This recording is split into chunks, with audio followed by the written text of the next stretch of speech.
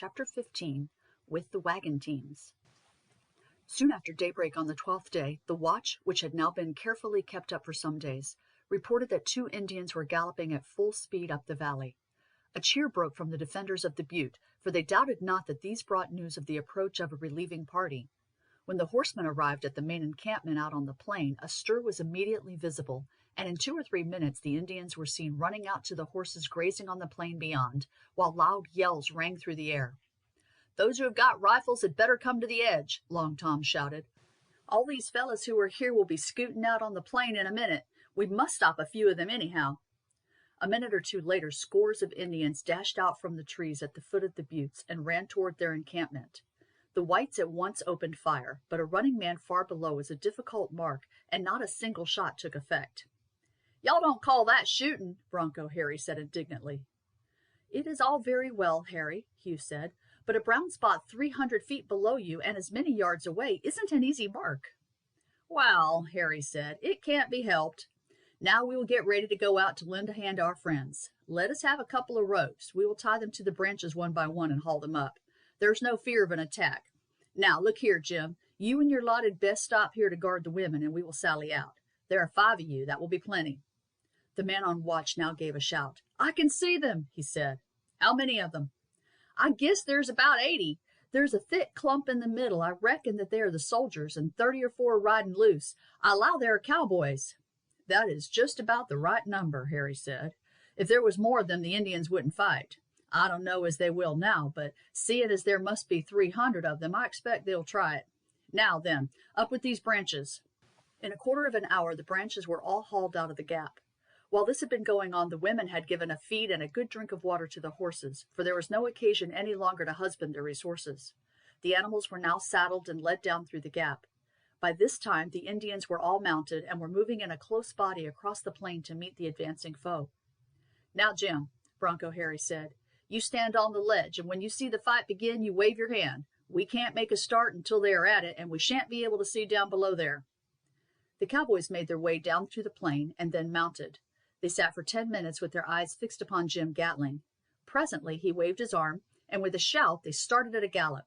As soon as they were fairly out on the plain, they heard the sound of firearms, and after galloping half a mile, came suddenly in view of the combat. The Indians had boldly closed with the troops and cowboys, who were now driven together. A desperate hand-to-hand conflict was raging. Swords flashing in the sun, waving tomahawks and spears could be seen above the masses. The cracking of revolvers was incessant, and a light smoke hung over the conflict. "They are hard at it, boys," Long Tom explained. "Now don't shout until we are on them. They are too busy to notice us. Keep well together, and we shall go through them like a knife." Not a word was spoken as they galloped down upon the scene of conflict. When they were within 100 yards, a cry of warning was raised, and some of the Indians faced round. But in a moment, with a loud shout, the band of cowboys charged down upon them and cleft their way into the mass, horse and rider rolling over under the impetus of the onslaught. The deadly 6-shooters spoke out, while the Indians fell thickly around them, and in a minute they had joined the whites in the center of the mass. There was a shout of welcome, and then the officer commanding the troops cried, "Now is your time, lads! Press them hard! Give it them hot!" And the united party attacked the Indians with fresh vigor. Up to this time there had been little advantage on either side. Many more of the Indians had fallen than of the whites, owing to the superiority of the latter's weapons, especially the revolvers of the cowboy section. Still, their great superiority in numbers was telling, and when the 6-shooters were emptied, the cowboys had no weapons to oppose the spears and tomahawks of the Indians. The sudden attack from the rear, however, had shaken the redskins. In the momentary pause that had ensued, many of the cowboys slipped fresh cartridges into their pistols, and in a short time the Indians began to give ground, while the less courageous of them wheeled about their horses' heads. War Eagle and some of the chiefs fought desperately, but when the former fell, cut down by one of the troopers, a panic spread among his followers, and, as if by a sudden impulse, they turned and fled. The pursuit was a short one, for the horses of the rescuing force were jaded with the long journey they had performed. Those of the party from the butte were weakened by hunger, while the ponies of the Indians had been doing nothing for days and speedily left them behind. After hearty congratulations by the rescuers and sincere thanks by those whom they had relieved from their peril, the party returned to the scene of the conflict. 4 troopers and 2 cowboys had fallen, and a score had received wounds more or less serious, while on the part of the Indians over 30 lay dead. Graves were dug for the fallen whites, the wounds of the others were bandaged up, and they then proceeded to the butte, at whose foot the women and the settlers who had been left to guard them had already gathered, they having hurried down as soon as they saw the plain covered with flying Indians. Steve had returned with the rescuing party and had been severely wounded in the fight. A blow from a tomahawk having cut off one of his ears, wounded his cheek, and inflicted a terrible gash on his shoulder. He was, however, in the highest spirits. "I shan't look so purty, my dear," he said to his daughter, who burst into tears at the sight of his injury. "But then, I was not anything uncommon afore, and I haven't any thought of going courting again. Well, we have given the Injuns a smart lesson." When the handshaking and congratulations ceased, the captain commanding the cavalry held a consultation with Steve and some of the cowboys as to the advisability of following up the victory and attacking the Indians in their own villages. "I should not feel justified in doing it unless I was pretty certain of success. The commandant of the fort gave me orders to rescue this party, and I've done so, but he said nothing about engaging in a regular campaign with the Indians." "I shouldn't try, Captain," Steve said. "I reckon they haven't half their force here today, no, nor a quarter, for they reckon to put 1,000 fighting men in the field. They didn't guess as any of us had got off to get help, and knew that they had plenty here to keep us caged upon the butte. Another thing is, the cowboys with us are all employed on the ranches, and although they came off willing to rescue the women and pay the Injuns off for that murdering business at our settlement, I reckon they will want to be off again to their work. But even with them, we ain't no match for the forces the Redskins can collect, so if you will take my advice, Captain, you won't waste a minute, for there's no saying how soon they will be down on us again, and if they did come, the fight today wouldn't be a circumstance to the next." "You are right," the officer said. "It would be folly to risk anything by waiting here. I suppose you're all ready to start?" "I reckon so," Steve said. "The horses have all been brought down from the hill." The officer at once gave orders to mount. While this conversation had been going on, Hugh, who was occupied in giving Prince a good feed from the grain the soldiers had brought for their horses, saw one of the troopers staring at him. "Hello, Luscombe!" he exclaimed. "Who would have thought of seeing you here?" "I thought I couldn't be mistaken, Hugh," the other exclaimed as they grasped each other's hands. "But you have changed so much, and you widened out so tremendously in the 18 months since I left you, that for a moment I wasn't sure it was you. Well, this is luck, and it is quite a fluke, too. I was getting heartily sick of doing duty at that wretched fort, where one day was just like another, and there was nothing in the world to do except cleaning one's traps, when a letter arrived from the governor. I told you the old boy was sure to give in sooner or later, and he sent me money to get my discharge and take me home. I was just going to the commanding officer to make my application when Rutherford rode into camp. It was evidently something very important, for his horse fell dead as he drew rein. So I waited to hear the news, and found that our troop was ordered to mount instantly to ride to the rescue of a party of settlers and cowboys who were besieged by the Indians. You may guess I dropped my letter into my pocket and said nothing about it. We have done a good deal of scouting and had 2 or 3 paltry skirmishes with the Indians, but nothing worth talking about, and this seemed, from what Rutherford said, to be likely to be a regular battle, and so you see here I am. It has been a jolly wind-up for my soldiering, and to think that you should be one of the party we have ridden something like 300 miles to rescue. Now, tell me all about yourself." At this moment the trumpet to saddle sounded. "I will tell you as we ride along," Hugh said. "I don't suppose there will be any particular order kept on our way back." 5 minutes later the whole party were cantering down the valley. They did not draw rein until late in the afternoon, and then halted on the banks of the Canadian. A strong cordon of sentries was posted that night, but there were no signs of Indians, and the next day the party reached one of the ranch stations. During the 2 days' march and at the camp, Hugh and Luscombe had kept together, the latter having obtained permission from his officer to fall out of the ranks upon his telling him that one of the cowboys was an old friend who had come with him from Europe. "I shall be off in a month or 2, Luscombe said when they parted that evening. "I expect there are formalities to be gone through here just as there are in England. You are quite sure there is no chance of your going home with me?" "Quite sure. I have another 3 years to stop out here yet, and then I can go back and claim my own. I wrote to Randolph, my trustee, you know, to tell him I am alive and well, and very glad that I did not kill that uncle of mine, and saying that I shall return when I am of age, but not before. What do you mean to do, Luscombe?" "I am going to settle down," Luscombe said.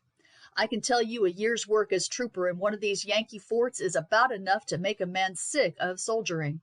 I have eaten the bread of adversity, and very hard bread it is, too, and there is mighty little butter on it. I'm going in for fatted calf when I go back, and am quite prepared to settle down into a traditional squire, to look after fat beeves, become interested in turnips, and to be a father to my people. Well, anyhow, Hugh, you will let me know when you come back to England. You know my address, and as soon as you have kicked that uncle of yours out and have squared matters generally, you must come straight to me. You will be sure of the heartiest welcome. The governor is a capital old boy, and if he did cut up rusty, the wonder is he didn't do it long before. My mother is a dear old lady, and the girls, there are 2 of them, are first-rate girls, and the youngest, by the way, is just about the right age for you. She was 14 when I came away. Hugh laughed. I shall very likely bring home an Indian squaw or a Mexican, so we won't build on that, Luscombe. But when I go back to England, you shall hear of me, and I accept the invitation beforehand. On the following morning the party broke up. The troops started back for the fort. Steve Rutherford and the cowboys rode for a time southwest, and then worked their way over the foothills and came down into the plains of Texas, and after a week's travel returned to the village from which they had started. It had already begun to rise from its ruins. Wagon loads of lumber had been brought up from below, and there was no lack of willing hands from other scattered settlements to aid in the work of rebuilding the houses. Little attention was paid to the party as they rode up from the plains, for it was not on that side that a watch had been kept up for their return, and indeed the eyes of the survivors had almost ceased to turn towards the mountains, for hope had well nigh died out, and it had been regarded as certain that the whole party had been cut off and massacred by the Indians. As soon, however, as the news spread that there were women among the approaching troop, axes, saws, and hammers were thrown down, and there was a rush to meet them.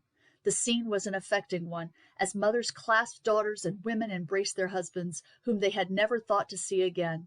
The cowboys were pressed to stay there for the night, but they refused, as they were anxious to return to the ranch from which they had been absent more than 3 weeks. Fortunately, the busy season was almost over when they left, and they knew that there were enough hands on the ranch to look after the cattle during their absence. On the way back, Bronco Harry said to Hugh, "I expect, Hugh, a good many of us will be getting our tickets before long. They don't keep on more than half their strength through the winter. What are you thinking of doing? If you would like to stop on, I'll speak to the boss. I reckon I shall have charge of an outfit this winter and can manage for you and Stumpy." "Thank you very much, Bronco, but as I have told you often, I don't want to stop. I have had a season's life as a cowboy, but I have no idea of sticking to it, and mean to have a try at something else. I intend to go back to England when I am 21. I have some property there and have no need to work. I got into a scrape at home with the man who is my guardian, and don't care about turning up until he has no longer any authority over me." "Well, you know your own business, Lightning. It is a pity, for in another year you would make one of the best hands on the plains."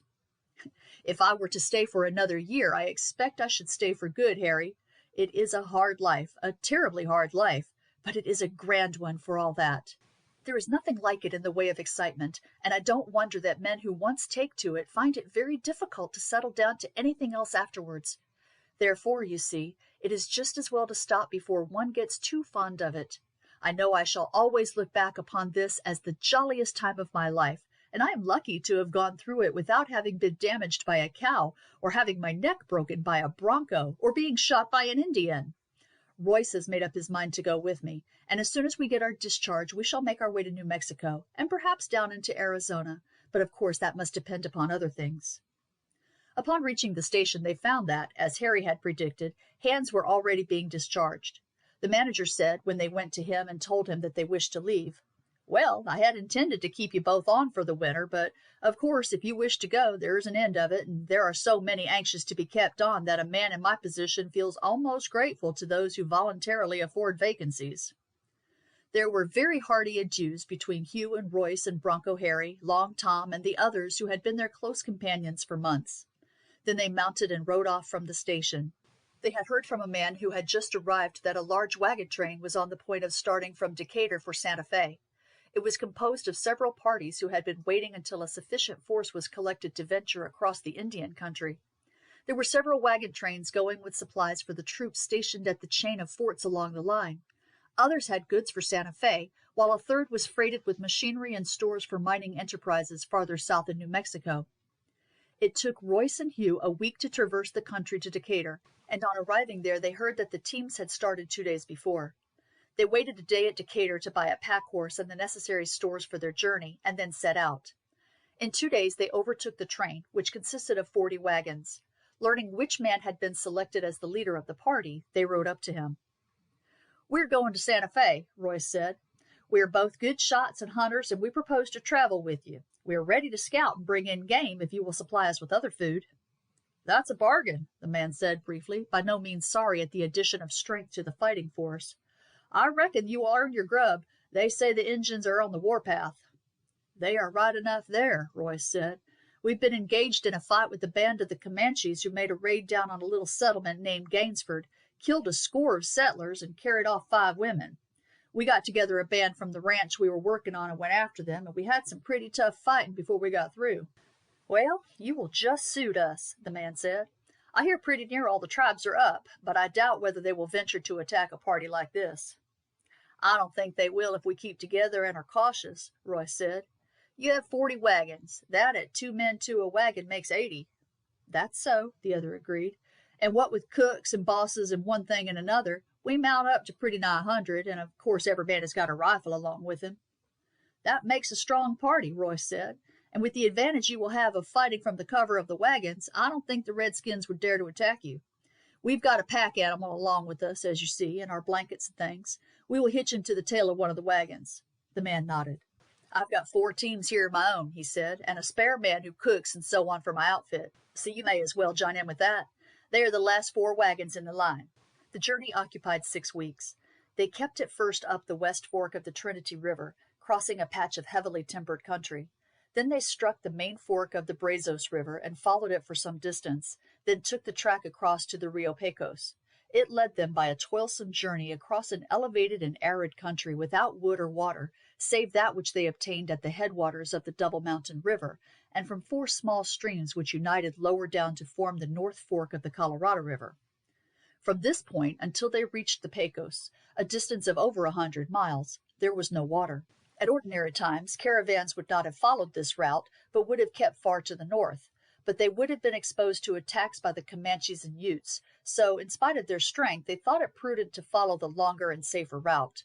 With a view to this journey across the desert, each wagon carried an empty hogshead slung behind it. These were filled at the last springs, and the water, doled out sparingly, sufficed to enable the men and animals to subsist for the 5 days the journey occupied, although the allowance was so small that the sufferings of the cattle were severe. Up to this time Hugh and Royce had succeeded almost daily in bringing a couple of stags into camp, but game was scarce in this parched and arid region, where not only water was wanting, but grass was scanty in the extreme, and the only sustenance for deer was the herbage of the scattered bushes. They therefore rode with the caravan and aided it as far as they could. The wagons, which were of great size, were generally drawn by 12 oxen or mules, and in crossing the deep sand it was sometimes necessary to use the teams of 2 wagons to drag one over the sandhills. Sometimes even this failed to move them, and the mounted men fastened their ropes to the spokes of the wheels, and so helped to get the wagons out of the holes into which they had sunk. "I would rather run the risks of a fight with the Indians," Hugh said to Royce on the last day of their journey across the plain, "than have to perform this frightful journey. The heat is simply awful, and I feel as if I could drink a bucket of water." "You will get plenty of water tonight, Hugh. The Pecos is a good big river. I believe the animals smell it already. Look how hard they are pulling. The drivers crack their whips and shout as usual, but the beasts are doing their best without that. We've been very lucky that we've had no sandstorms or anything to delay us and confuse us as to the track. Well, we are over the worst of the journey now. Except the Guadalupe Pass, there ain't much trouble between the Pecos and El Paso. Once there, we are on the Rio Grande all the way up to Santa Fe." Towards the afternoon the ground became harder, and the animals quickened their pace almost to a trot, straining at the ropes with heaving flanks, while their tongues hanging out and their bloodshot eyes showed how they were suffering. An hour before sunset a shout broke from the men as, on ascending a slight rise, the river lay before them.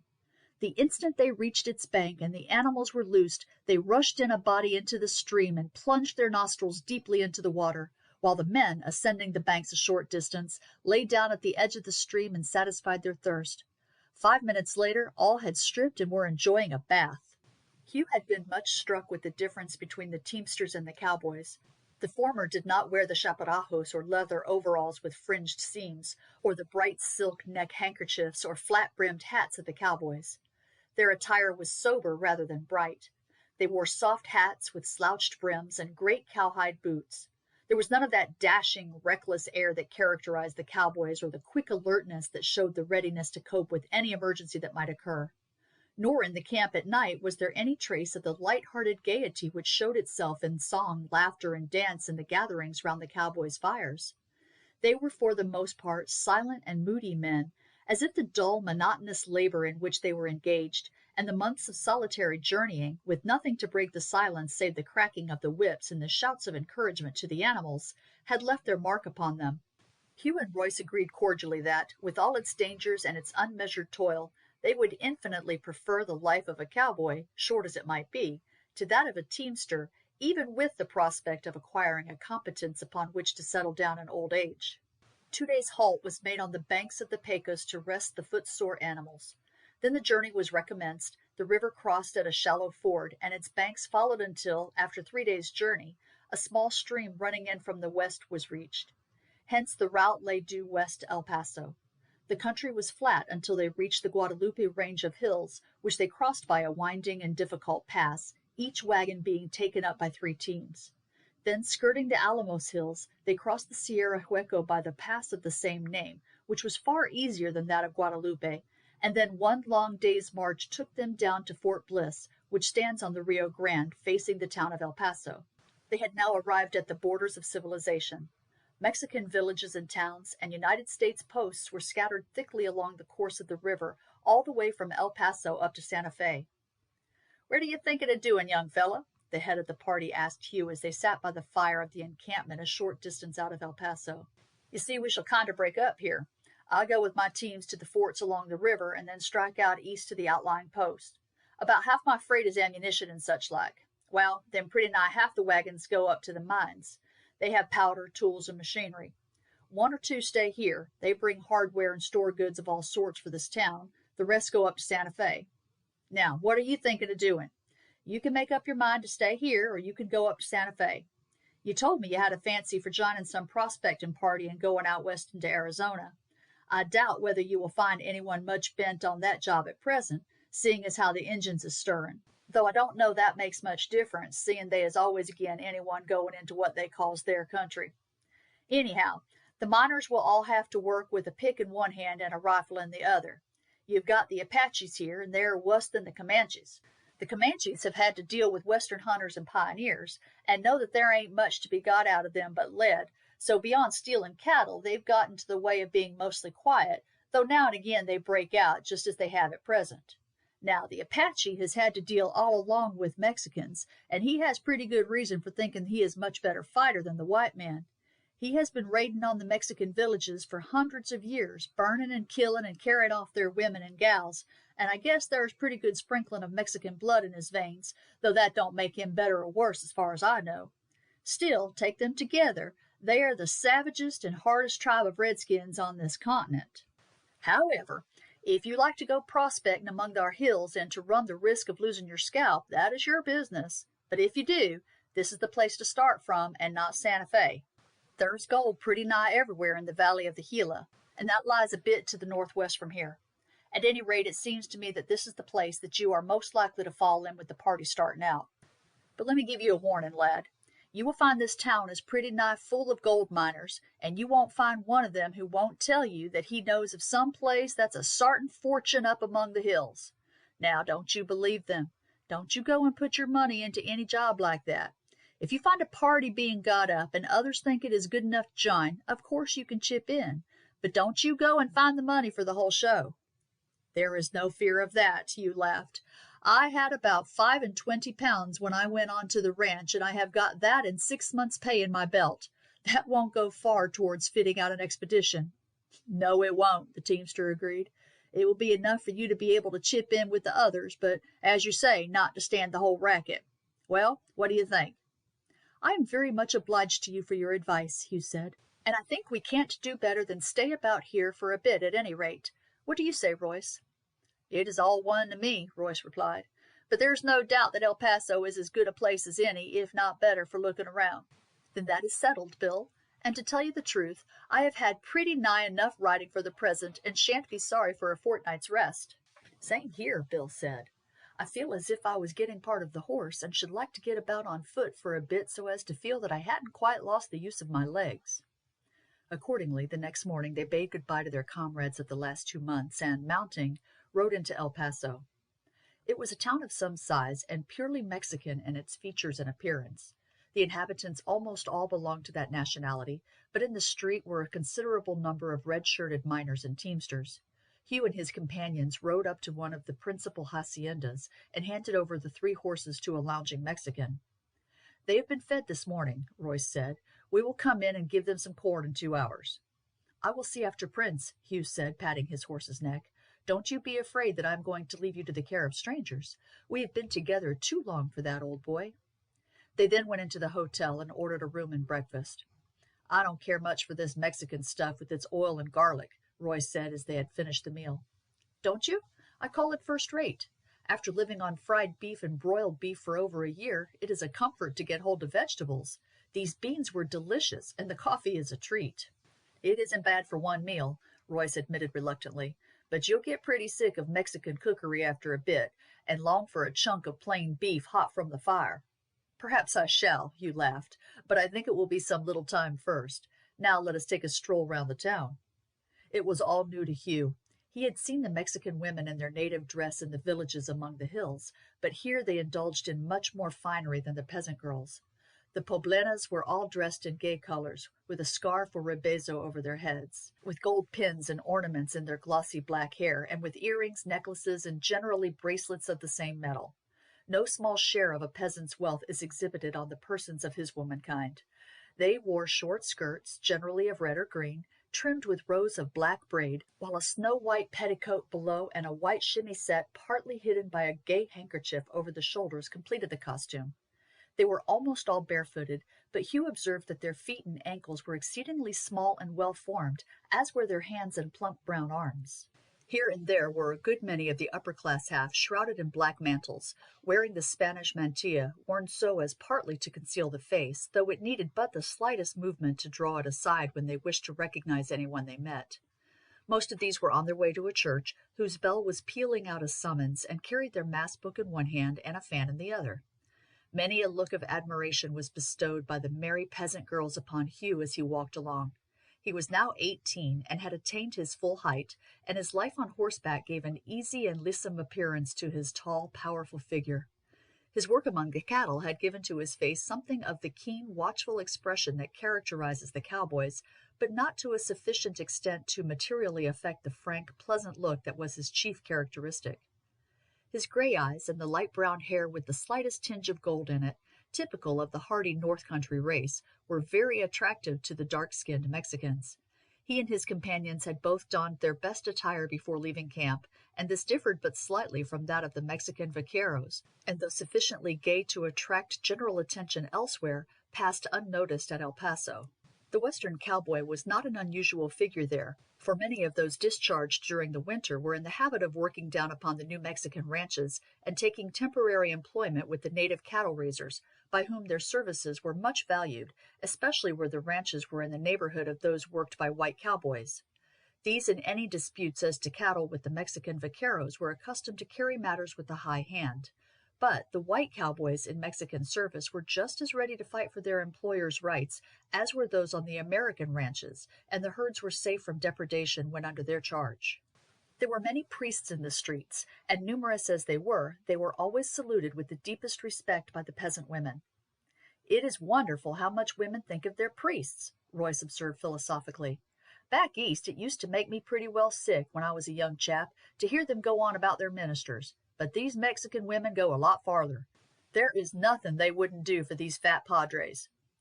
"No, but they are not all fat, Royce," Hugh said. "I acknowledge they look for the most part plump and well-fed, and upon the best of terms with themselves, as well they may be, seeing how much they are respected." "They have got a pretty easy life, I reckon," Royce said contemptuously. "They've got to say mass 2 or 3 times a day, sit in a box listening to the women's confessions, and fatten upon their gifts and offerings." "At any rate, Royce, the people here are religious. See, there are as many peasants as peasant women going into that church. Whatever may be said about it, religion goes for a good deal more in a Catholic country than in a Protestant. It is a pity there is not more religion among the cowboys." "How are we to get it?" Royce protested. "Once or twice a year a minister may arrive at a camp and preach, but that's about all. We always give him a fair show, and if any fellow were to make a muss, it would be worse for him. I don't say as cowboys don't use pretty hard language among themselves, but I will say this, that if a minister or a woman comes to camp, they will never hear a swear word if they stop there a week. No, sir, cowboys know how to behave when they like, and a woman might go through the ranches from end to end in Texas without being insulted." "I know that, Royce. The point is, if they can go without using what you call swear words when a woman is among them, why can't they always do so?"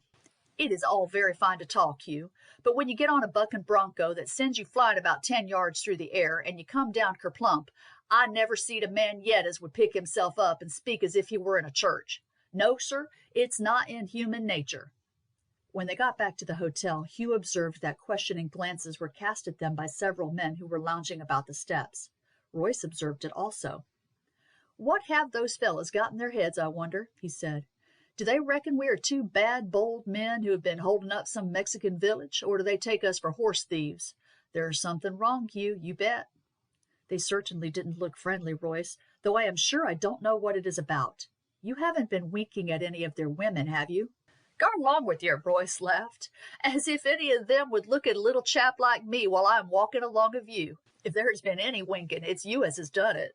I am quite innocent, Royce, I assure you. Still, there is something wrong. Well, let us go and see that the horses are fed." There were 5 or 6 men in the yard. They were talking excitedly together when Hugh and his companion came out of the hotel, but they were at once silent and stood looking at them as they crossed the yard and went into the stable. "There's something wrong," Royce repeated. "If my horse were as good as yours, Hugh, I should say let's settle up quietly and ride out and make a bolt, but they would overtake me in no time." "That would never do, Royce. I don't know what their suspicions are, but they would be confirmed if we were to try to escape, and if they overtook us, the chances are they wouldn't give us much time for explanations." "You are right there, Hugh. The Mexicans hates the whites. They know that one of us could lick any 3 of them, and it riles them pretty considerable. They don't give a white man much show if they get their hands on him. Well, it is no use worrying about it, Royce. I suppose we shall hear sooner or later what it is all about." Passing through the hotel, they took their seats at some tables placed in the shade in front of the house, and there sat smoking and talking for some time. "If those fellows round the door keep on looking at us much longer," Royce said, "I shall get up and ask them what they mean." "Don't do that, Royce. It would only bring on a fight. That is no use here." "Well," Royce said doggedly, "I haven't got to sit here to be stared at, and some of them fellows is going to get wiped out if they go on at it." "We are sure to hear before long, Royce. See, there is a knot of 4 or 5 fellows in uniform at the other end of the square. I suppose that they are a sort of policemen. I have seen them looking this way. You will see they are going to arrest us presently, and then, I suppose, we shall hear all about it." "I wish we had Bronco Harry and the rest of our outfit here," Royce said. "We would clear out the whole town." Half an hour later there was a clatter of horses' hoofs, and 2 gentlemen, followed by half a dozen Mexican vaqueros, rode into the square and made straight for the hotel. Simultaneously the guardians of the peace moved across the square, and there was a stir among the loungers at the entrance to the hotel.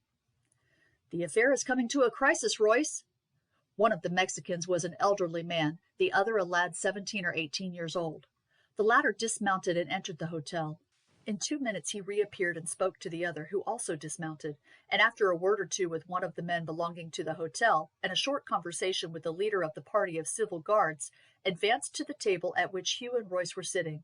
He saluted them as they rose to their feet. Hugh returned the salutation. "Signors," he said courteously, in very fair English, "you have, I understand, just arrived here, having accompanied a wagon train across the deserts from Texas." "It is perfectly true, Signor," Hugh replied. "Is there anything unusual in our doing so?" "By no means," the Mexican said. "The matter that concerns me is that one of you is riding a horse which belonged to my son, Don Esteban Perales." "You mean the bay?" The Mexican made a gesture of assent. "I purchased that horse at McKinney, a small town northeast of Texas." "May I ask who you purchased it from?" "Certainly, Signor. It must have passed from the hands of your son before it was offered for sale to me. I bought it from 2 men whom I had never seen before." A little crowd had gathered behind the Mexican, and at this answer there were exclamations of, "A likely story that," and "Death to the horse thieves!" 2 men in mining costume, the one a tall, powerfully built man some 50 years old, the other small and of slight figure, with snow-white hair, who had just strolled up, separated themselves from the rest and ranged themselves by Hugh's side, the big man saying in Mexican, "Softly, senores, softly. You ain't neither judges nor jury on this case, and me and my mate is going to see fair play." "There is no intention, senor, of doing anything unfair," the Mexican said. "The matter is a simple one. These strangers have just ridden in here with a horse belonging to my son. He started from here with 3 servants and a party going to Texas. This was upwards of 18 months ago. He had business at New York. His intention was to spend a few weeks in Texas hunting, then to proceed to the nearest railway station and take the train to New York. From the time he started, we have never heard from him. Some members of the party he accompanied have long since returned. It seems that he accompanied them until they had passed the Bad Lands, and then left them to carry out his intention of hunting. We have never heard of him since. He certainly has never arrived at New York. And now that these strangers arrive here with his horse, which was recognized as soon as it entered the stables, I have a right to inquire how they obtained it." "Surely, senor," Hugh said. "The men from whom I bought it were, as I said, strangers. They were 2 very doubtful-looking characters, and as they appeared very anxious to sell the horse and were willing to part with it considerably under its value, my opinion was that undoubtedly they had not become possessed of it honestly. My friend here was with me at the time, and the only terms upon which I would purchase it and a pack-horse they also had to sell were that they should give me a formal receipt signed in the presence of the sheriff and judge, in order that, should I at any time come across the owner of the animal, I should be in a position to prove that I at least had come by it honestly. That receipt I have here." And taking a small leather case from his pocket, he produced the receipt. "These are the signatures, senor, and the official stamps of the writers, and you will see that they testify also to their personal knowledge of me as a resident of the town. I may add that it is certain that, had I been an accomplice of the thieves, I should have taken good care not to bring the horse to a locality where he would be at once recognized." The Mexican glanced through the paper. "That is perfectly satisfactory, senor, and I must apologize for having for a moment entertained suspicions of you. Explain this, Carlos," he said to his son. "I would have further talk with these gentlemen." The young Mexican translated in his own language the effect of what had passed, and the little crowd speedily dispersed, several having walked away as soon as the 2 miners sided with the accused, as a fray with 4 determined men armed with revolvers was not to be lightly entered upon. The miners were also turning away when Hugh said to the Mexican, "Excuse me a moment, senor." "Thank you greatly," he went on, turning to the miners, "for siding with us. We are strangers here. Will you let us see you again and have a talk with you? At present, as you see, this gentleman, who has lost his son, who has most probably been murdered by these horse thieves, wants to question me. Do me the favor to come in this evening and drink a bottle of wine with us, when we can again thank you for your aid." "There are no thanks due," the bigger of the 2 men said. "Me and my mate know nothing of the affair, but seeing 2 of our own color facing a lot of these Mexicans, we naturally ranged up alongside of you to see fair play. But as you're strangers, and we have nothing particular to do, I don't mind if we come in and have a talk this evening, eh, mate?"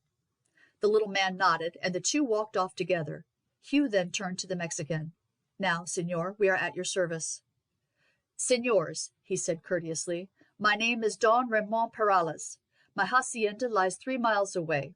This is scarcely a place for quiet conversation. I am anxious to learn all particulars that you can give me as to the men from whom you bought the horse. May I ask if you would mount your horses and ride back with me?" "With pleasure, senor," Hugh said. "Our time is entirely our own, and I can readily understand your anxiety to hear all you can about this matter." Chapter 16. A Mining Expedition. In a few minutes Hugh and Royce remounted and joined the 2 Mexican gentlemen, and set out with the party of vaqueros riding behind them. "You came in with quite a strong force, Don Ramon," Hugh said, smiling. "It might have been necessary," the Mexican replied. "I could not tell with whom I had to deal. Our guard do not care very much about risking their skins, especially when it is a question of Texan cowboys who have, if you will excuse my saying so, a terrible reputation, and can use their pistols with a skill that is extraordinary. I could not guess that I had to do with gentlemen." "There's nothing that way about me, senor," Royce said abruptly. "I am a cowboy, or a teamster, or a miner, or anything that comes to hand, but nary a claim to be a gentleman." My friend is a good fellow, Signor, in every way, Hugh said, and is my staunch and true friend. I myself am an Englishman who has come out to enjoy the hunting and the rough life of the plains of the West for a few years before settling down at home. And now, Signor, the Mexican said with a bow, will you let me begin to question you, for I am full of anxiety as to my unfortunate son. I feared before that he was lost to us. I fear now even more than before, for I am sure that he would never have parted with his horse, which he had reared from a colt and was much attached to. These men from whom you bought it, were they known in that locality? No, Hugh replied. Wherever they came from, they did not belong to that corner of Texas, for neither the judge nor the sheriff had ever seen them before. Had they known that they were bad characters, they would have arrested them and held them until an owner was found for the horse, but as they knew nothing against them, they did not feel justified in doing so. Will you describe them to me? The Mexican said. They were men of between 30 and 40. From their attire, they might have been hunters. They were dressed a good deal like your vaqueros. They wore chaparajos with red sashes around their waist and flannel shirts. They had jackets with silver buttons, which you don't see much among our cowboys on the plains, and broad, soft felt hats. I should say that one was a half-breed, that is to say, half Mexican, half American. Both had black mustaches and what I should call hang-dog faces. I have no doubt from your description, Don Ramon said. They were two men who joined the caravan a day or two before my son left it. These men said they were hunters, and I was told that my son engaged them to accompany him while he was hunting, to act as guides, and show him the best places for game. They were described to me by some of the party that returned here, and I feared at the time that if evil had befallen him, it was through them. Now that you tell me they sold you his horse, I feel but too certain this was so. They seem to have ridden fast and far. Their own horses and the bay were in fair condition, Signor, but the pack horse was very poor. The men were evidently in great haste to get away, and I should judge from this that if, as you fear, they murdered your son and his 3 servants, they probably did it at the last camping place before they arrived at McKinney. Had they done it when far out on the plains, there would have been no good reason why they should have been in so much haste. But if it had been but a short distance away, they might have feared that someone might find the bodies and organize a pursuit at once. Why should they have delayed so long if their intention was murder? The younger Mexican asked. That I cannot say, Don Carlos. They may have fallen in with other hunters after leaving the caravan, and these may have kept with them all the time they were out on the plains, and they may have had no opportunity of carrying out their designs till the party separated. Or, again, your brother's attendants might have been suspicious of them, and may have kept up too vigilant a watch for them to venture on an attack before. But this watch may have been relaxed when the journey was just at an end, and it seemed to them that their fears were unfounded. That is the most likely explanation, Don Ramon said. They were 3 picked men. 2 of them were hunters, the other my son's body servant. It is likely enough that the hunters would have kept alternate watch at night had they suspected these fellows. Those 2 were to have remained in charge of the horses at the town where my son took rail, and to await his return there. The other man was to accompany him to New York. My son had an ample supply of gold for his expenses, and I fear it was that, rather than the horse, that attracted the scoundrels. They were by this time approaching a large and handsome building, standing in extensive grounds. As they halted before it, a number of peons ran out and took the horses. Prince had quickened his pace as he neared the house, and had given a joyful neigh as of recognition. When Hugh alighted, the horse, as usual, laid his muzzle on his shoulder to receive a caress before turning away, and then, without waiting for one of the peons to take his rein, walked away toward the stables. I see he is fond of you, Signor. You have been a kind master to him. I love horses, Hugh said, and Prince, as I have called him, has been my companion night and day for 18 months. We have hunted together, and roped in cattle, and fought Indians, and divided out last crust together. Don Ramon led the way into the house, and then into a room where an elderly lady and 2 young ones were sitting. They rose as he entered. What news, Ramon? The elderly lady asked. Such news as there is bad, Maria. These caballeros, Don Hugh Tunstall and— he hesitated and looked at Royce, with whose name he was not acquainted. Bill Royce, without any Don, the cowboy put in. The Mexican repeated the name. Have been good enough to ride over here with me in order that you, as well as I, might question them as to what they know of our son. Unhappily, they know little. We were not misinformed. Don Hugh has indeed our son's horse, but he bought it, as he has proved to me, from 2 strangers who tally exactly with the description we have received of the 2 hunters who left the caravan with our son. I feared all along that these men were at the bottom of whatever might have befallen Estefan. I fear now that there is no doubt whatever about it. Caballeros, this is my wife, Donna Maria Perales. These are my 2 daughters, Dolores and Nina." For an hour Hugh and his companion remained answering questions of Donna Perales. Then Hugh rose, feeling that the ladies would be glad to be alone in their grief, for the confirmation of their fears respecting Don Estefan had brought their loss back to them freshly. Don Ramon and his son accompanied them to the door. "I pray you," the former said, "that if at any time you come upon the villains you give them in custody. I and my son will make the journey to appear against them, however far it may be." "You need not trouble on that score," Royce said. "If we meet them, I warrant you we can manage their business without any bother of judge or jury. They will have a cowboy trial, and after the evidence Hugh and I can give, you may be sure that a rope will very soon settle their affair." "I must ask you, Don Ramon," Hugh said, "to lend me a horse back to the town and to send a vaquero with me to bring it back." "But why, sir?" the Mexican asked in surprise. "You have your own horse." "No, Señor, Prince is not mine. He was your son's and is yours. A man who buys stolen property is liable to lose it if he meets the proper owner, and when I bought Prince for half his value, I knew that I was running that risk." "No, Señor Englishman, I do not say that a man who has lost his horse has not the right to reclaim it wherever he may find it. That is, if he happens to be in a place where the law is respected, or if not, if he happens to be with the strongest party. But in the present case I could not think of depriving you of the horse. It is evident that he has found a good master, and that you stand in his affections, just as my son did. Besides, if you will pardon my saying so, the horse is more to you than it is to me. There are many thousands of horses running wild on my estates, and although my son used to assert that there was not one which was equal to his horse, there are numbers that are but little inferior, for our horses are famous. They are mustangs crossed with pure Arab blood, which my grandfather had selected and sent over to him, regardless of cost. Pray, therefore, keep the bay. May it carry you long and safely. It will be a real pleasure to my wife and myself to know that poor Estefan's favorite horse is in such good hands. I have also," he said courteously to Royce, "taken the liberty of ordering my peons to change the saddle of the horse you rode to one more worthy of being a companion to the bay. It is of no use for one man to be well mounted if his comrade does not bestride a steed of similar swiftness." Hugh and Royce warmly thanked Don Ramon for his kindness.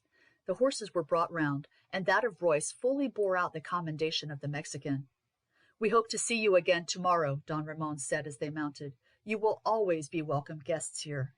"And you will not forget," Don Carlos said in a low tone, "if you ever meet those men." "That has been a fortunate adventure," Royce said as they rode off. "I have often wondered whether we should ever fall upon the original owner of your horse, and pictured to myself that we might have a bad time of it if we did. It isn't everyone who would have accepted that receipt of yours as proof." "No, I always felt that myself, Royce. Well, that sorrel of yours is a splendid animal and really worthy to go with Prince. I often wished you had a mount as good as mine, for my sake as well as your own, for there is no doubt of the truth of what he said. When 2 friends are riding together, their pace is only that of the slowest horse." "That is so," Royce agreed. "So there is some Arab blood in them. I have often talked over the bay in the camps. We all agreed we had never seen so good a mustang. There are good mustangs, but they are never a match for a really first-rate States horse, and yet we could not see any signs of such a cross in Prince. He were mustang, but there seemed more whipcord and wire about him than a mustang has. I've heard say that the mustangs are the descendants of Spanish barbs, and that the barbs were Moorish horses." "Yes, that is so, Royce. The barb is related to the Arab, but is not, I believe, of such pure blood. It is a coarser animal, and if Don Ramon's grandfather brought over some pure Arabs of first-rate strain, they would, no doubt, greatly improve the mustangs." "Well, Hugh, if we ever do meet those 2 murdering villains, I reckon their chances of getting away from us ain't worth mentioning." The reception on their return to the hotel was very different to that they had before experienced. They had been visitors at Don Ramon's hacienda, and Don Ramon was the richest proprietor in the district of El Paso. After they had finished supper that evening, and were enjoying coffee and cigars at a table placed with others in a garden behind the hotel, The two miners who had stood by them in the morning came up and took seats beside them. "You had a pretty rough welcome this morning at El Paso," the big man said. "But, by the way, I do not know what to call you. My own name is Sim. I am generally known as Surly Sim. My friend's name is Frank. I generally call him the doctor." "My name is Bill," Roy said, "and out on the plain the boys call me Stumpy, which don't need any explanation. My mate's name is Hugh, and he's got the name of Lightning." "Ah, and why is that, may I ask?" the white-haired little man said. "Well, it is because of one of his accomplishments, Doctor. He's got the knack of drawing a pistol that sharp that almost before you see his hand move you're looking down the tube of a pistol." "A very useful accomplishment," the little man remarked, always supposing that it is not used too often, and that it is only used in self-defense. "I'm a peaceful man myself," he went on, "and have a horror of the use of firearms." His companion laughed. "Now you know that is so, Sim," the little man said earnestly. "Well, Doctor, I don't go for to say that you are quarrelsome, and if any one said so in my hearing, I should tell him he were a liar. But for a peaceable man, Doctor, and I don't deny as you are peaceable, I don't know as there is a man in the mining regions who has used his weapon oftener than you have." "But always on the side of peace, Sim," the little man said earnestly. "Please to remember, always on the side of peace." "Yes, in the same way that a New York policeman uses his club, Doctor." "Well, I can assure you I don't often use what you call my accomplishment," Hugh said. "I practice it so that I may be able to defend my life if I am attacked, but except in a fight with a band of Comanches, I have only once had occasion to draw my pistol." "And he weakened?" Sim asked. "Yes, I had the drop of him. There was nothing else for him to do." "And what are you going to do at El Paso?" "You're too abrupt, Sim, much too abrupt," the little man said deprecatingly. "Not at all, Doctor. If it is anything they don't want to tell, they won't tell it. If it isn't, we may be useful to them." "We have no particular object in view," Hugh said.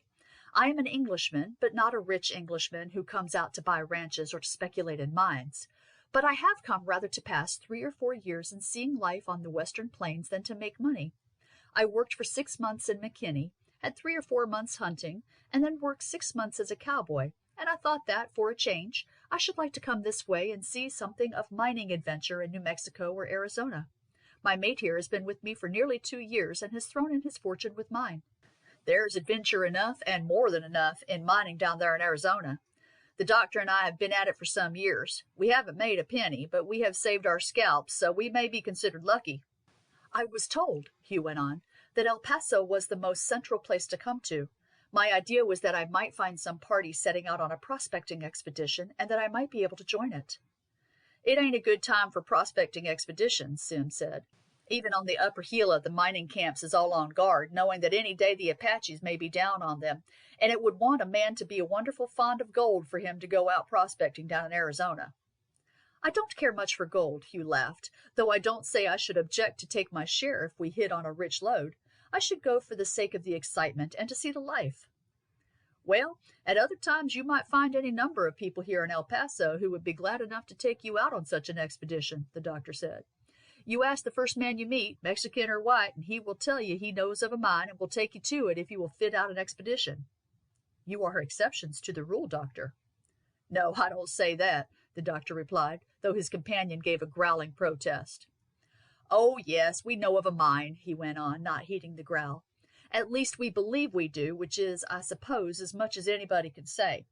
But we're like the rest. We say that it is better to stay at El Paso and keep our scalps on, even if we are poor, than to go and throw away our lives in looking for a mine. We've been out working for the last 6 months on a mine in the Gila Valley on shares with 6 others.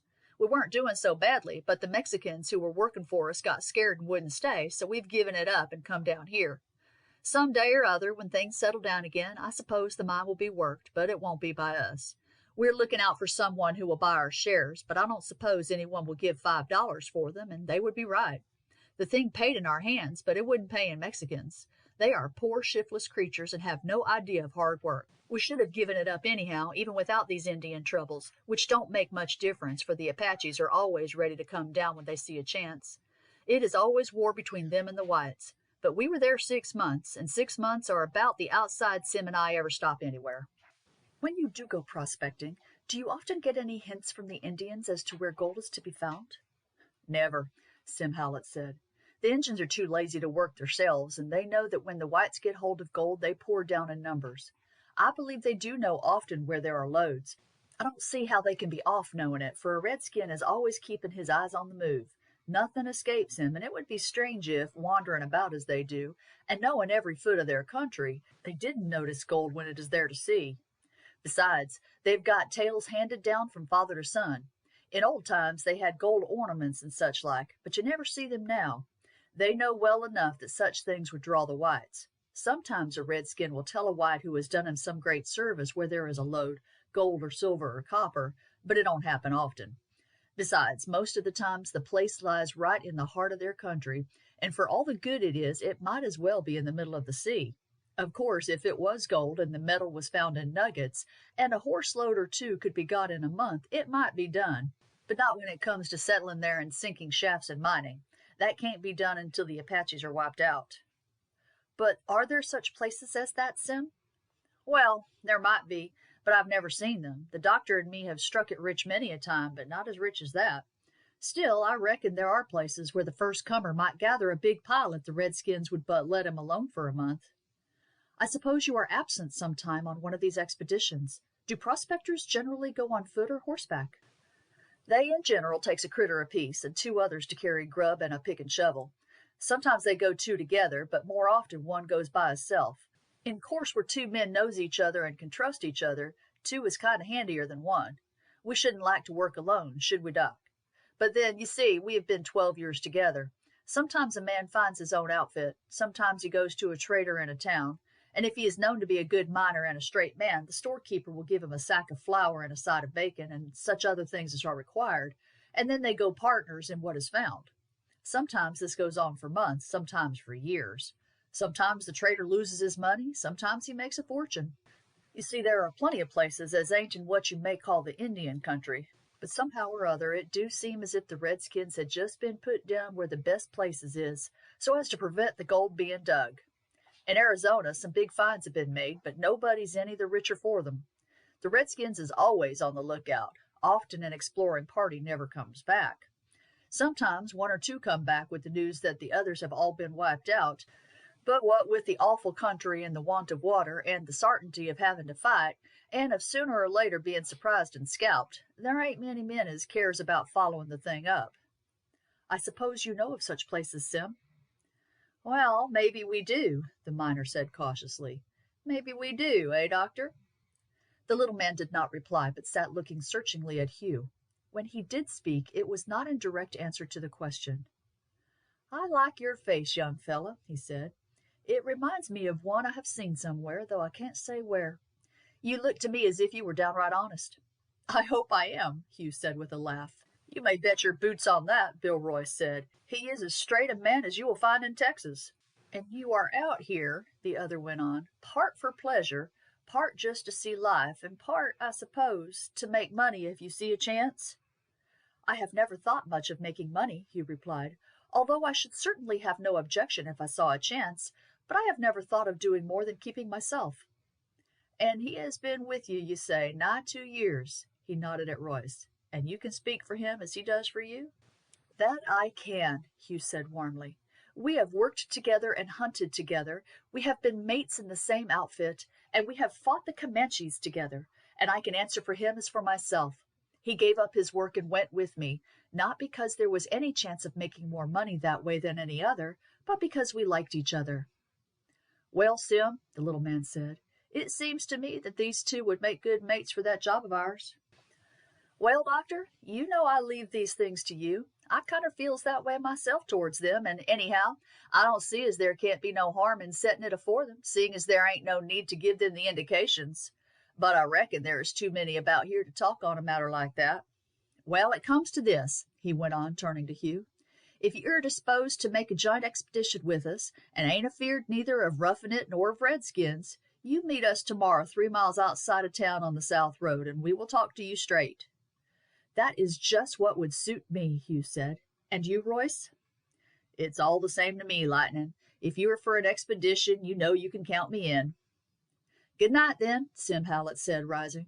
We've sat here quite long enough talking together if we mean to do anything. I reckon there's a score of these Mexicans have been saying to themselves afore now, what can those two miners and them cowboys be a-talking together about? And when a Mexican begins to wonder, he begins to try and find out, so off we are. 3 miles out on the south road at 9 o'clock tomorrow morning. About half a mile past a village you will see a stone cross by the road. There is a path turns off by it. You follow that, and you will come across us afore you have gone 200 yards. What do you think of it, Royce? Hugh asked when they were alone. Don't think nothing of it one way or the other. Most of them miners have got some tale or other. However, they seem to me straight men. I feel sure they are, Hugh said. The big one looks an honest fellow. I don't so much understand the little one, but evidently he is the head of the party. He is a curious little fellow with his white hair and gentle voice. He doesn't look strong enough for such a life as they lead, but I suppose he is able to do his share, or they would never have been working 12 years together. At any rate, I came here to see something of life among the mines, and this seems as good a chance as we are likely to have. The next morning they breakfasted at 7, and at 8:30 saddled their horses and rode out. They found their 2 companions of the previous night at the appointed place.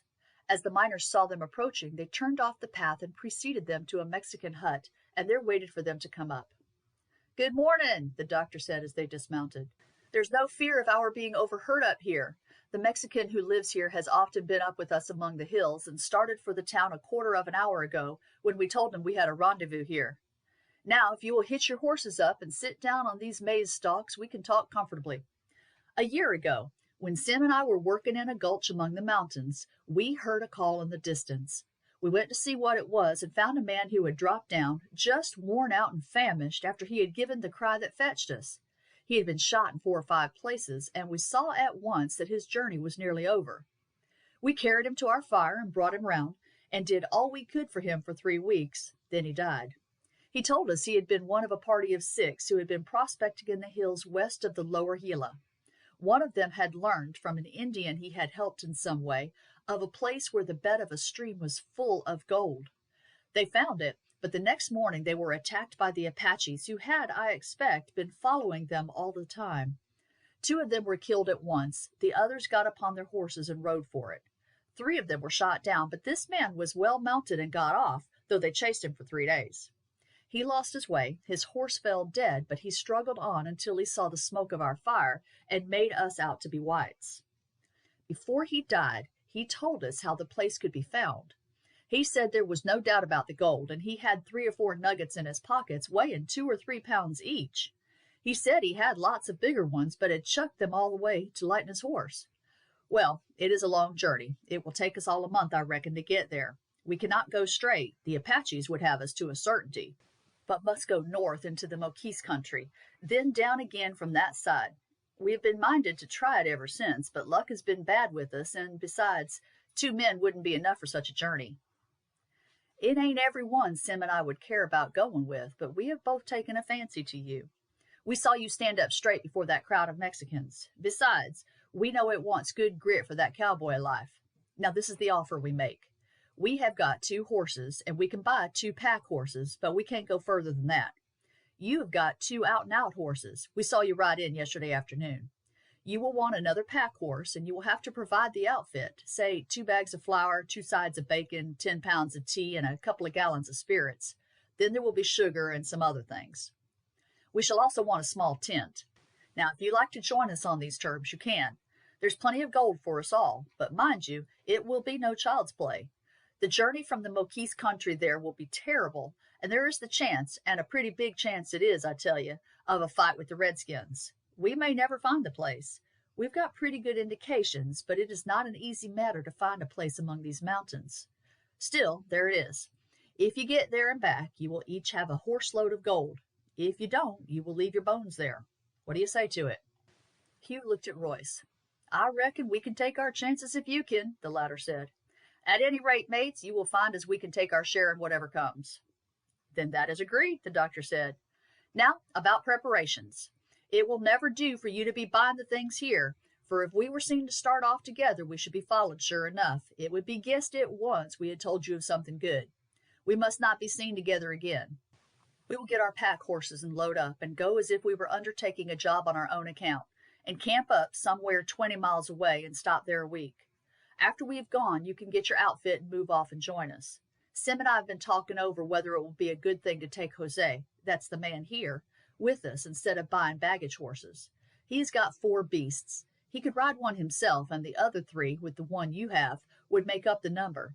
Jose can be trusted. Besides, we should not tell him where we were going, but we should have to say it would be a long journey and a dangerous one.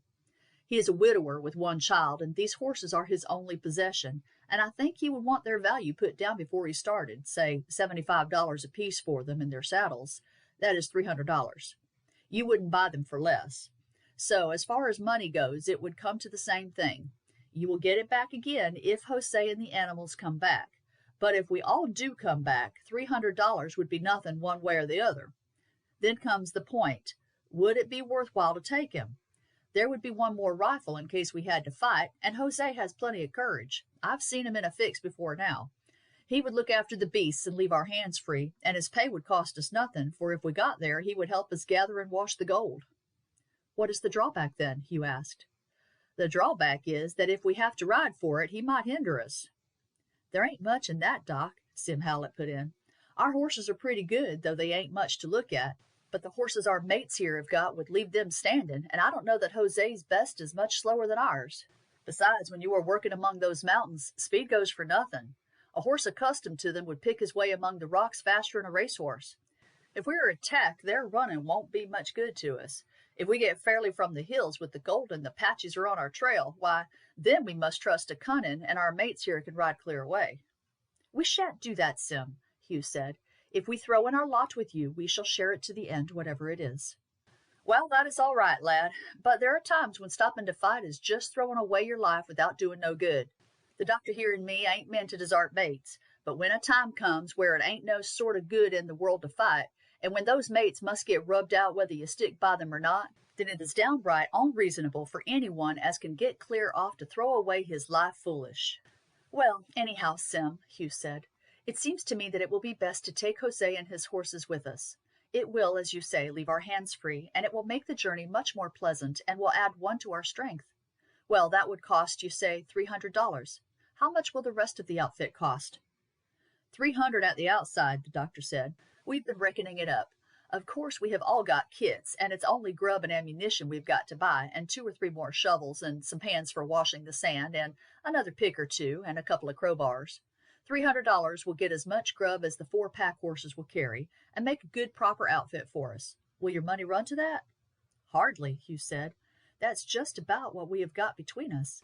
We had each 6 months' pay to draw when we left the ranch, and I had some before.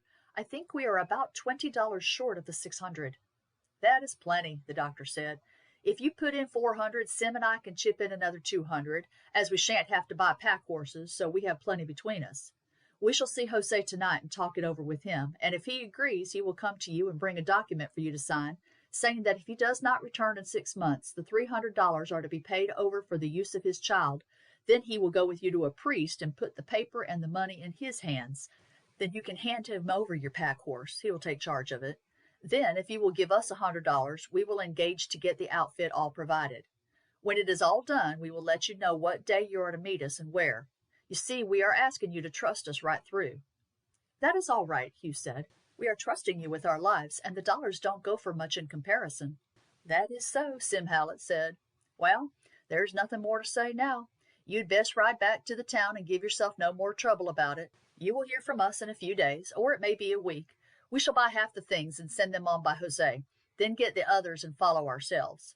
It would set them talking here if we was to start with 4 loads. There are some pretty bad men about this place, you bet. Well, we shan't have much for them to plunder us of, Hugh said. 4 laden horses wouldn't be a bad haul, but it ain't that I'm afraid of.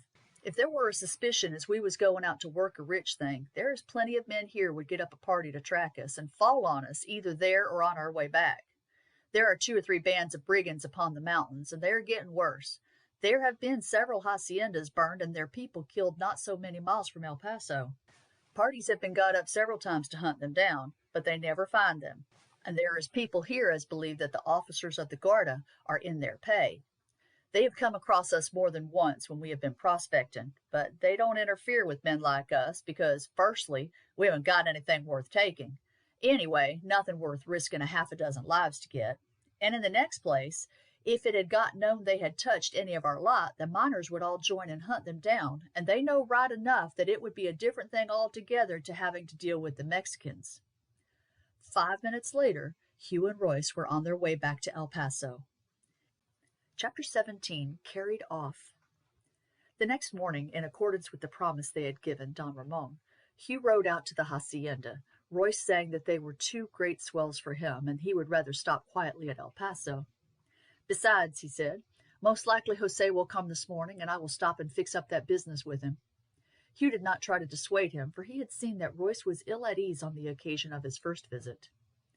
On reaching the hacienda, he received a hearty welcome from Don Ramon and his family, and Don Carlos rode with him over a part of the estate where a large number of peons were engaged in the cultivation of tobacco, maize, and other grain. If you have time, Signor Hugh, you must go with me to see our other estates. Our principal one lies 20 leagues to the south. We have 500 square miles of land there, and big herds of cattle and droves of horses, but I suppose you have seen enough cattle. Yes, there is no novelty about that, Hugh replied. How many have you? There and in other places we have somewhere around 150,000 head. As to the horses, we don't know. They are quite wild, and we drive them in and catch them as they are wanted. We have about a score of our best here, but these are the only animals we keep here, except bullocks for the plow and the teams to take the crops down to market. I hear you have been rather troubled with brigands lately. Have you any fear of them? The scoundrels! The young man exclaimed passionately. It is a disgrace that they are not hunted down. Yes, they have been very daring lately, and my father and several of the other haciendas have written lately to the authorities of Santa Fe complaining of the inactivity of the police here. I have tried to persuade my father to move down to our house at El Paso until the bands have been destroyed, but he laughs at the idea of danger.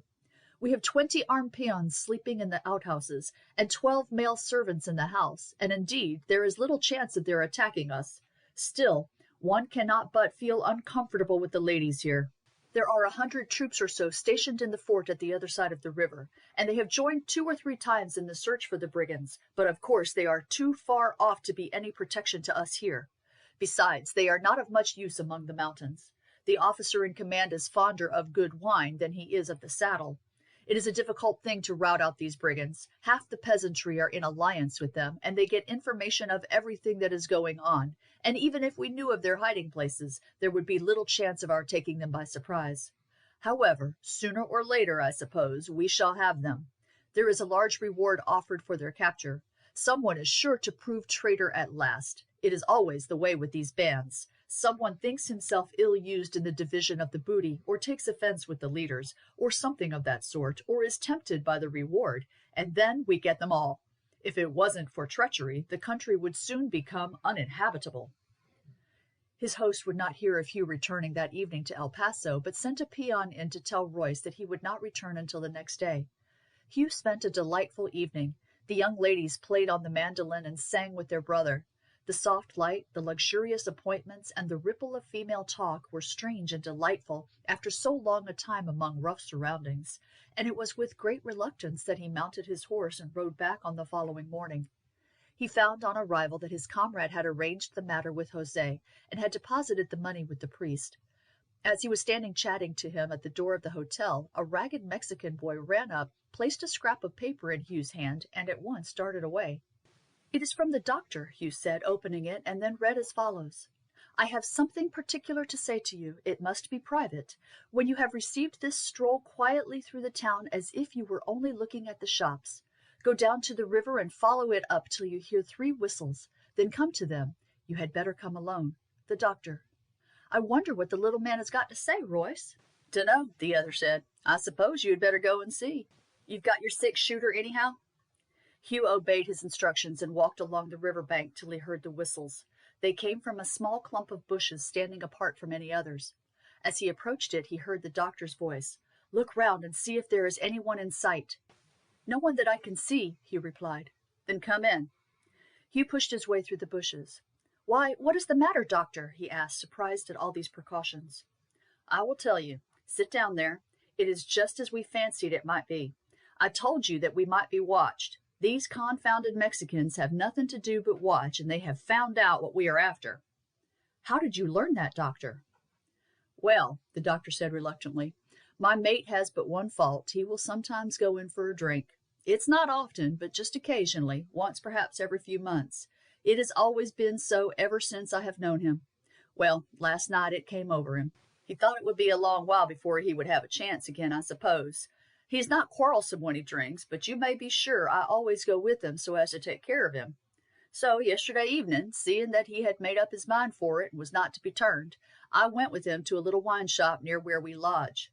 There were half a dozen Mexicans in there drinking and talking, and as they stopped talking directly we went in, I saw we were not wanted. But I noticed more than that.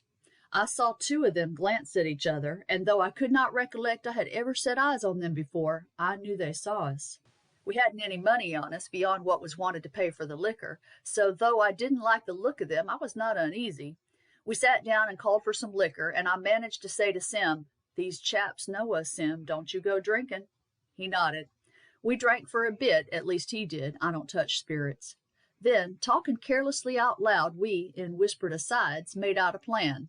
We agreed that we should quarrel, and I should go out, and that he should seem to go on drinking until he got drunk and stupid, and then, like enough, he might hear something. So we carried that out.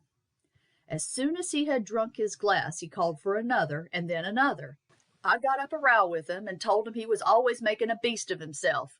He said he would drink if he chose, and wouldn't be interfered with by anyone. Then I got nasty, and we had a big row, and I went out. Then Sim went on drinking. He can stand a lot more than would floor most Mexicans. They got in to talk with him, and he could see they were trying to pump him as to what we were going to do, but you bet he didn't let much out. Then he got gradually stupid, and at last rolled off the seat onto the ground. For a bit the Mexicans went on talking together, and then one of them crept over and felt his pockets and took the few dollars he had in them out.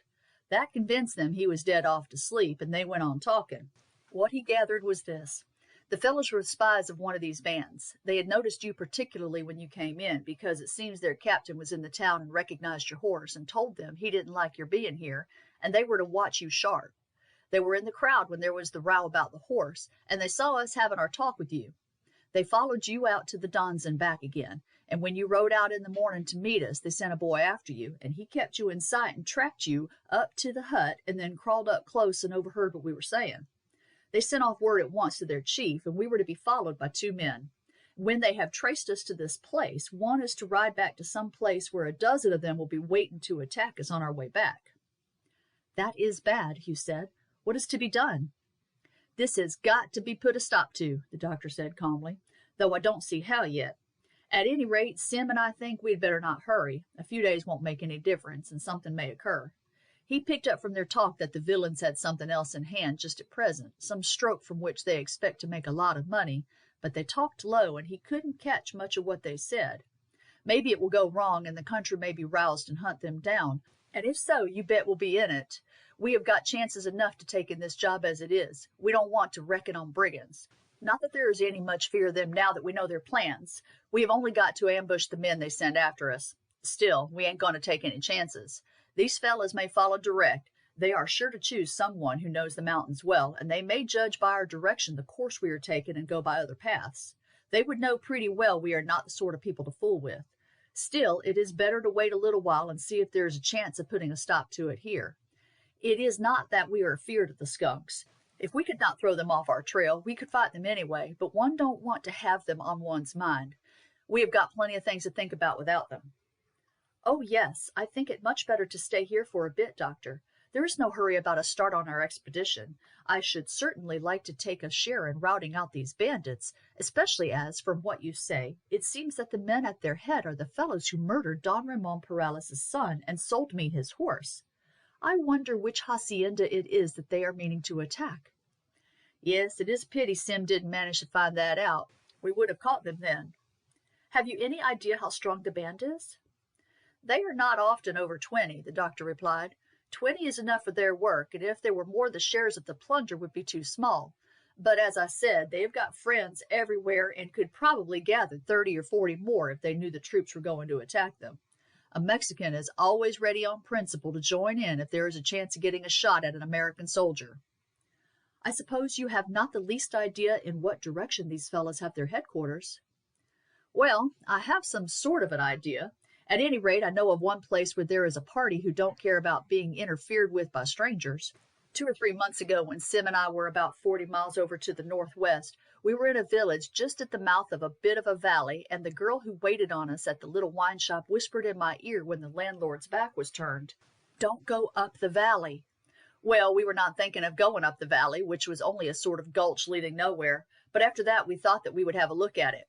We took a goodish look round so as to get above it and look down, and we saw a house lying among some trees, and lower down near the mouth of the valley made out 2 men sitting among some rocks on the shoulder. The sun shone on their gun barrels, but that didn't go for much, for the Mexicans out in the country pretty well always go armed. We watched them for a couple of hours, and as they didn't stir, we concluded they were sentries. The girl wouldn't have given us that warning unless there had been something wrong, and I expect that house was the headquarters of one of these gangs. What made her do it, I wonder, Doctor? That I can't say, Lightning. It is never easy to say why a woman does a thing. She may have thought it a pity that Sim and I should get our throats cut, though I own that wouldn't be a thing likely to trouble a Mexican girl. Then she may have had a grudge against them. Perhaps they had shot some lover of hers, or one of them may have jilted her. Anyhow, there it was, and if we hear of any attack of brigands upon a hacienda, we will try that place before going any further. And now, lad, you had better be going back. I shall lie here quiet for an hour or two in case there should be anyone watching you, as is likely enough. Hugh returned to the hotel and told Royce what he had heard. That will suit me, Bill said. I'm death on border ruffians, and if ever I see 2 of them, it were them fellows as sold you the horse at McKinney. And so it's their intention to follow us and wipe us out and get our swag? Well, maybe it will be the other way. If I was you, Lightning, I would ride over to Don Ramon's this evening and give him a hint to be on his guard.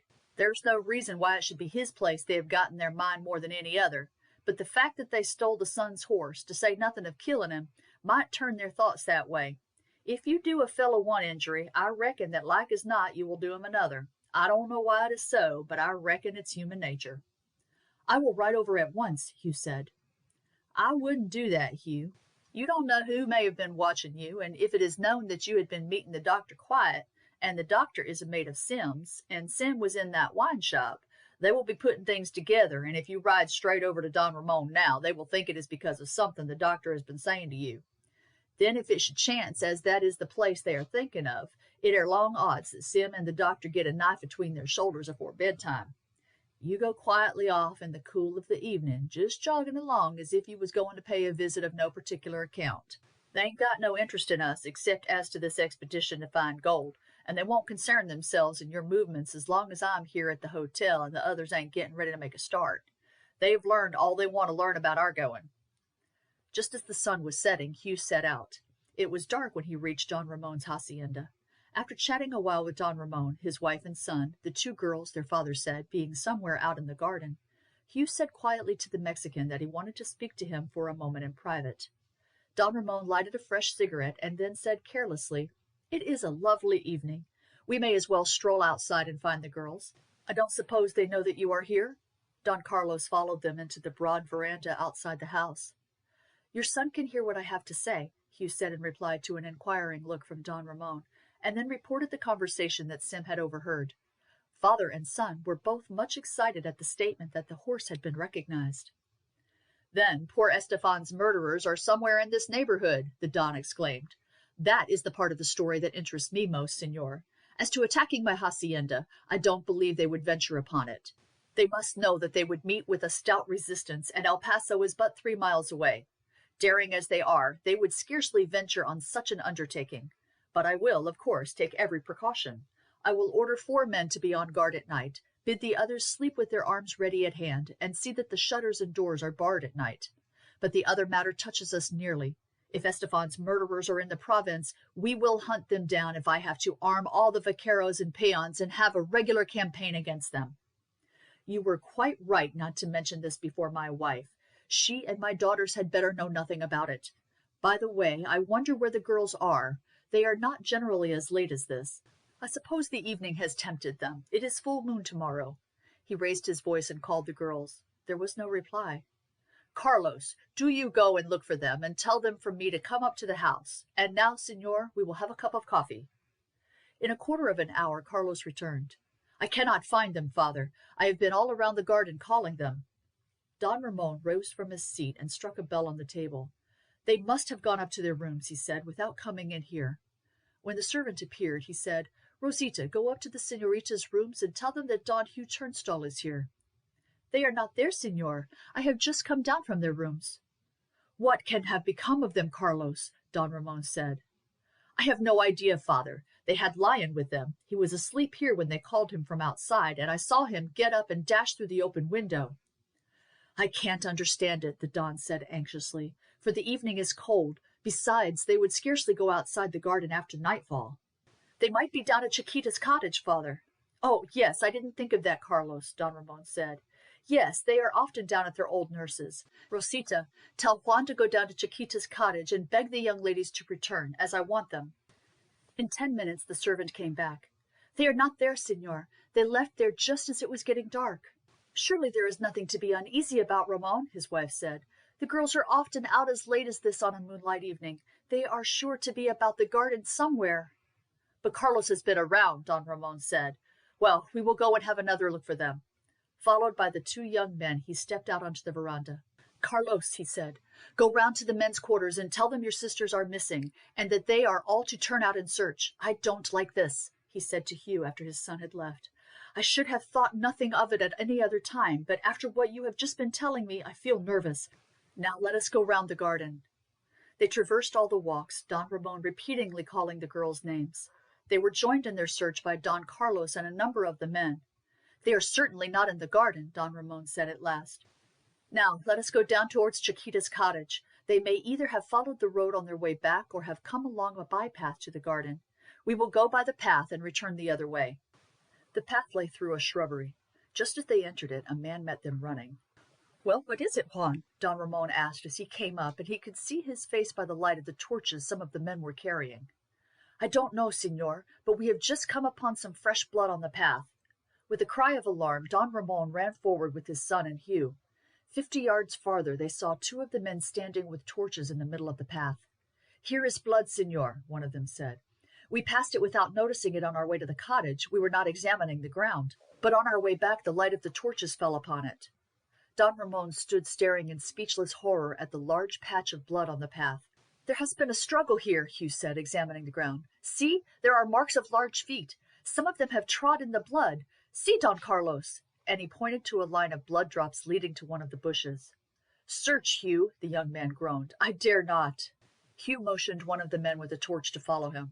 The father and son stood gazing after them as they entered the bushes. A moment later, Hugh called out, It is the dog, señors. There is nothing else.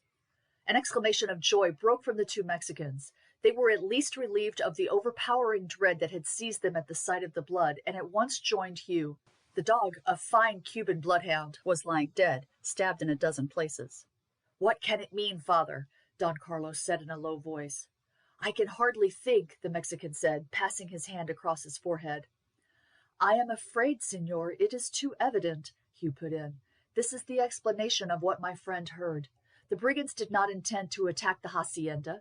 They have carried off your daughters, and the hound has died in their defense. That must be it, Don Ramon exclaimed in the deepest anguish. Oh, my poor girls! How can it have happened? I expect they were in hiding here, Hugh said, and sprang up suddenly and seized and gagged the señoritas before they had time to scream. The hound doubtless sprang upon them, and as you see, they killed it with their knives. What is to be done? Don Ramon asked hopelessly. The first thing is to follow the path down to the road, Hugh said. Probably they had horses somewhere. Will you tell the men to go along cautiously with their torches near the ground? Don Carlos gave the order in Mexican. One of the party, who was the chief hunter at the hacienda, went a little ahead of the others with a torch. He stopped a short distance before he reached the junction of the path with the road, which they could see ahead of them in the moonlight. Here are fresh marks of horses' hooves, he said. See, and he held the torch above his head and pointed to the bushes. Twigs have been broken, and there are fresh leaves upon the ground. The horses must have been hidden here. Do not move until I examine down to the road. He went forward alone and returned in 2 or 3 minutes. There are faint tracks from the road to this point. They came along at a walk. There are deep ones down to the road, and along it. They went off at a gallop. There were 6 of them. What is to be done, señor? Don Ramon said to Hugh. My brain seems on fire, and I cannot think. I should imagine your daughters can be in no immediate danger, Signor, Hugh said quietly. The brigands have doubtless carried them off in order to wring a heavy ransom from you. They must have got 2 hours' start, and I fear pursuit would be useless tonight, though I would send 3 of the men accustomed to tracking on at once to follow their traces and to learn the direction they have taken after leaving here. Of course it will be for you to decide whether you will go down to the town and see the alcalde and obtain a posse of men to join your vaqueros in a search for them, and then to cross the river to the fort and get help of the troops and scour the whole country, or whether you will wait until you hear, as you doubtless will, from the brigands. Let us go back to the house, Don Ramon replied. We must think it over. We must not do anything rash, or we might endanger their lives. The news had reached the house before they arrived there. Donna Maria was completely prostrated with grief. The women were crying and wringing their hands, and the wildest confusion prevailed. Don Ramon had by this time recovered himself and sternly ordered silence. He then proceeded to the room where his wife had been carried, and endeavored to assure her that there was little fear for their daughters' lives, for the brigands could have no purpose in injuring them, and had only carried them off for the purpose of exacting a ransom. What do you think really had best be done, my friend? Don Carlos asked Hugh when they were alone together. Of course, whatever ransom these villains ask must be paid, although I have no doubt it will be something enormous. But it is terrible to think of the girls being even for an hour in their hands, especially when we feel sure that these men are the murderers of my brother. I should say, he replied, that whatever they demand must be paid. It will not do to risk the señoritas' lives by doing anything as long as they are in their hands. But I should advise that the moment they are free, we should fall upon these scoundrels and exterminate them and recover the ransom. I think that I have a clue to the place where they are likely to be taken.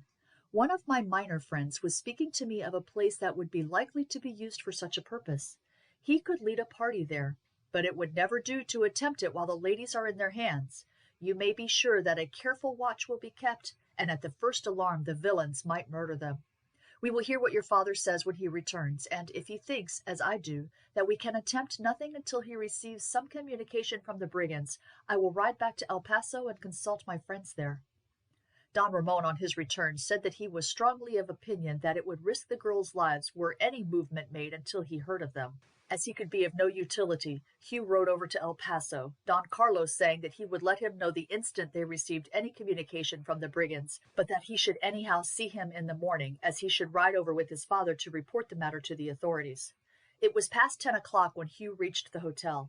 It happened to be a festa, and the square was full of people and the cafes and wine shops open. Royce was in the bar-room of the hotel. Royce, do you know where Sim and the doctor are likely to be found? I saw them sitting in front of the wine shop in the corner of the square not more than 10 minutes ago. Come along with me then, Bill.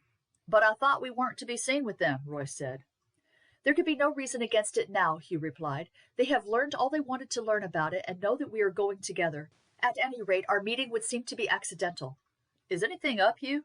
Royce asked as they made their way through the crowd in the square. You look troubled. I will tell you directly, Bill. There they are. They are still at the same table, Hugh. There were 2 empty chairs at the table. Hugh nodded carelessly to the doctor and Sim and sat down beside them. After what you told me this morning, Doctor, there can be no harm in our being seen together. I want to talk to you badly. There are too many people about here. Do you mind both coming down to the river? We can talk as we go. Directly they were out of the square, he told the 3 men what had happened. Carried off those 2 young ladies, Royce exclaimed. By thunder, that is too bad. What is to be done, boys? Let us wait until we know all about it, Sim replied, while the doctor said in his quiet way, This has really got to be put a stop to. Let us wait until we are down by the river. We must hear all this quietly, Lightning. 4 men can't talk as they walk. They soon gained a quiet spot away from the houses. Now, tell us how it came about, the doctor said, and while we are talking, each of you keep his eyes and ears open. We have behaved like fools once and let ourselves be overheard. We won't do it again. Hugh told the whole story of the girl's abduction and stated the determination arrived at by Don Ramon not to attempt a pursuit, but to pay whatever ransom was demanded and then to hunt the brigands down. That is all very well, the doctor said, but when they have once got the money, and you may be sure it will be a very big sum, they will divide it and scatter, and there won't be one of them in the district 12 hours after the girls are given up. But what is he to do, Doctor? Sim Howlett said. He daren't move until he gets the gals. They would cut their throats sure if he did. My idea was, Sim, Hugh said, that if this is the work of the band in that house the doctor was telling me about this morning, We could be in hiding near it, and directly the men who take the girls back to their father return with the ransom, we could fall upon them, destroy the whole band, and get back the money." "We should want a big force to surround the place," Sim replied, "and there would be no getting it there without being seen. You bet there are a score of them on the lookout, and their friends would bring them word long before we got there of such a force being on the way. Besides, there's no surety that it is the place where the gals are, and even if it is, the whole band may leave when they send the gals away. They may scatter all over the country and meet again at night 50 miles off. Another thing is, you may bet your boots there will be a lot of trouble about handing over that ransom, and they won't give 'em up until after they have got the money." "I see that there are all sorts of difficulties before us, Sim, but I am sure you and the doctor will see some way out of it. I am deeply interested in rescuing these poor girls, and we are all interested in this band being wiped out before we start." "Have you any plan at all?" the doctor asked. "You've had longer time to think this over than we have." "Well, doctor, my idea was that we could start tonight and get to some place among the hills where we could hide our horses a mile or two from this house where we suppose they are. We should lie quiet there tomorrow. The next evening we should make our way down and try to ascertain for certain whether they are there and see whether it is possible to carry them off. Of course that couldn't be attempted unless we are absolutely certain of being able to protect them. If we could get them out without being seen, we might try to do it. If it is not certain we could do that and get off without being seen, I should say one of us should ride back next morning to Don Ramon and get him to bring up 20 or 30 of his men, or if not, a body of troops from the fort. We should guide them at night to a point as near the house as it would be safe for them to get. Then we 4 could crawl down to the house. The moment we are in a position to protect the girls, that is to say, if we can get into the room where they are kept, we will fire a pistol shot out of the window as a signal. Then we shall have to make as good a fight of it as we can till the others come up to help us. You may be sure that the brigands will be all pretty well occupied with us, and the other party will be able to surround the house and then rush in to our assistance." "That looks like a good plan, by thunder," Sim Howlett said. "What do you say, Doctor?" "Well, I think it might be worked somehow on those lines," the doctor agreed. "I don't think there is much danger for the ladies, because if the brigands did come upon us when we were scouting, some of them would attack us and the rest would carry the ladies off to some other hiding place. I don't say if they were surrounded and saw no chance of escape they mightn't kill them out of revenge, but they would never do that until the last thing, because they would reckon, and truly enough, that as long as they are in their hands they have got the means of making terms for themselves. But to one thing I agree anyhow. Let us get our horses and start at once. Don't let us go together. We will meet at the first crossroad a mile to the west of the town. No one is likely to notice us going out. There are plenty of people who have come in from the country to this festa. Besides, just at present, they won't be watching us. They know what our plans are and that we don't intend to start for another week, and they won't be giving a thought to us until this affair of the girls is settled. What do you say, Sim?"